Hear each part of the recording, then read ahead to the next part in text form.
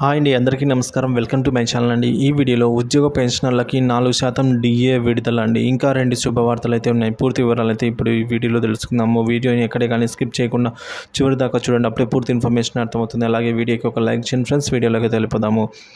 కేంద్ర ప్రభుత్వ ఉద్యోగుల లోపభత్యం అంటే డిఏ ఇప్పటి వరకు 4% పెరిగింది. దీంతో ఉద్యోగులకు డిఏ 50% అయితే చేరిందండి. డిఏ ఏటా పెరుగుతుంది. ప్రతి ఏటా 2 సార్లు డిఏనైతే పెంచుతారండి. ద్రవ్యోల్బణం ప్రభావాన్ని పరిగణలోకి తీసుకుని కేంద్రం ఈ మేరకు డిఏనైతే పెంచుతుందండి. కేంద్ర ప్రభుత్వ ఉద్యోగులకే కాకుండా కేంద్ర ప్రభుత్వ పదవీ విరమణ చేసిన వారికి కూడా ఈ డిఆర్ రూపంలో డిఎన్ఎస్ రిలీఫ్ పెరుగుతుందండి. 4% పెంపుతో డిఆర్ అనేది 50%కి చేరుకుందండి.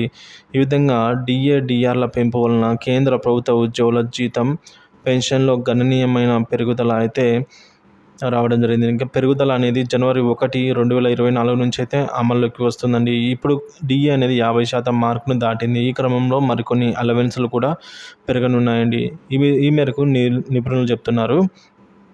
ఈ అలవెన్స్లలో హెచ్ఆర్ఏ అంటే హౌస్ రెంటల్ అలవెన్స్ అండి, ఇంటి అద్దె భత్యం కూడా ఉంటుంది. సవరించిన వేతన నిర్మాణంపై అయితే చెల్లించాల్సిన డిఆర్ఎస్ అలవెన్స్ అనేది 50% పెరిగినప్పుడు భత్యం రేట్లు 25% అయితే పెంచబడతాయి. సవరించిన వేతన నిర్మాణంపై అయితే చెల్లించే డిఆర్ఎస్ అలవెన్స్ 50%కి చేరుకున్నప్పుడు భత్యం రేట్లు కూడా 25% పెరగాల్సి అయితే ఉంటుందండి.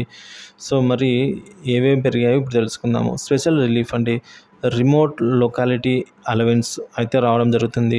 ఈ విధంగా సుందర్బన్ అలవెన్స్ అండి, అలాగే ట్రైబల్ ఏరియా అలవెన్స్ మొదలైన వాటిని హార్డ్షిప్ లొకాలిటీ అలవెన్స్ అంటారు. ఇవి 1000 నుంచి 5300కు అయితే ఈ భృతిని పెంచాలి.